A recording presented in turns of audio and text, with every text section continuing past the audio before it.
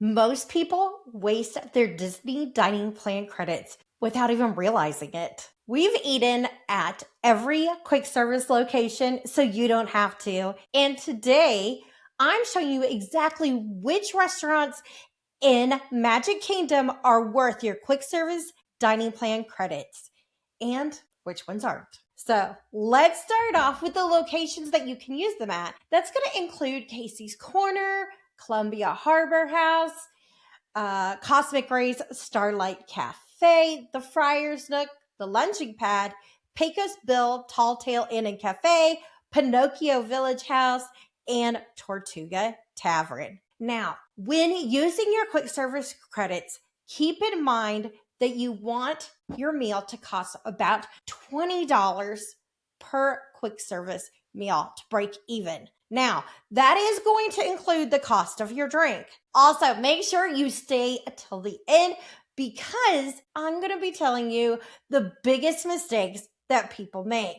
The first place on our list is a Pinocchio Village House. Here you can get a chicken parmesan sandwich, which has chicken strips, marinara, and mozzarella baked in a roll and served with French fries. This is going to run you $13.99. Now, for your beverages, either the blue raspberry slushie at $6.29 or a favorite of mine, a large Joffrey's shaken Jamaican with sweet cream. That'll run you $6.49. So this total would be $20.28 to $20.48, depending on which drink you chose. Cosmic Rays Starlight Cafe is next on the list, and it has a truffle French onion burger. It's Angus beef patty with braised beef, caramelized onion confit, Swiss cheese, Parmesan, crispy onions, and black garlic truffle aioli, and it's served with French fries. That runs $14.99. Now, to go with that, there is also two options. The first one will be the Sully Slush. Of course, named after the character from Monsters, Inc. This is a blue raspberry slush with purple whipped cream, and that's $6.49. The other beverage choice is going to be the Lunar Lemonade. It's a Minute Maid lemonade with desert pear syrup, and it is served over ice at $6.79. Now, this totals the meal for Cosmic Rays Starlight Cafe between $20.78 and $21.48. Wait, I said that wrong. $21.48 and $21.78 is what that's going to be. Now, Pecos Bill Tall Tale Inn and Cafe has a double barbecue bacon cheeseburger, 2 flame-broiled all-beef patties. It's topped with American cheese, bacon, and Coca-Cola cherry barbecue sauce. It is served with fries. That runs $16.19. And a strawberry limeade slush at $6.59. Now, this will total $22.78.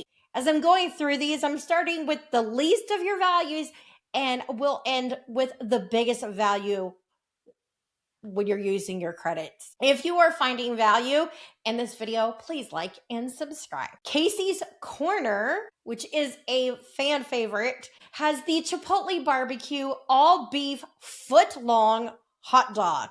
Now, this is topped with pulled pork, slaw, and Chipotle barbecue sauce and runs $16.49.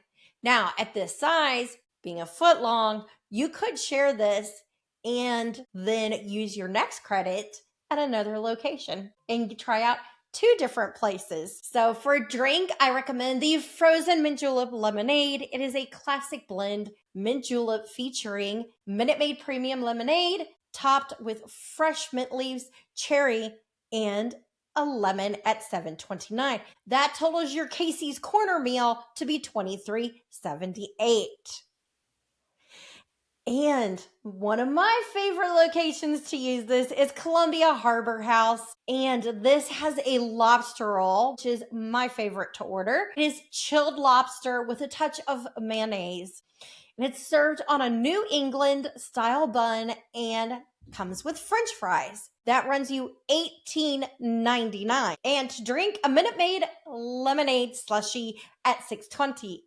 That comes to a total of $25.28, making this the biggest bang for your buck at being $5 over that $20 average you're looking for. Now, the mistakes. These are the most common ones that I see people make when they are using the Disney dining plan. And the first one is choosing the cheapest entree and a basic fountain drink instead of the higher price options.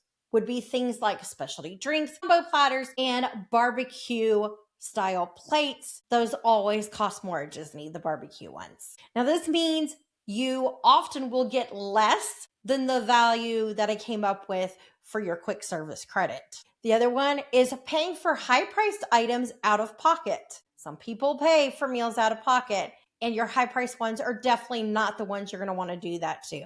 The next one is a big one, and this is not tracking your credits. Now, these can be tracked by checking the bottom of your receipt as you use your credits.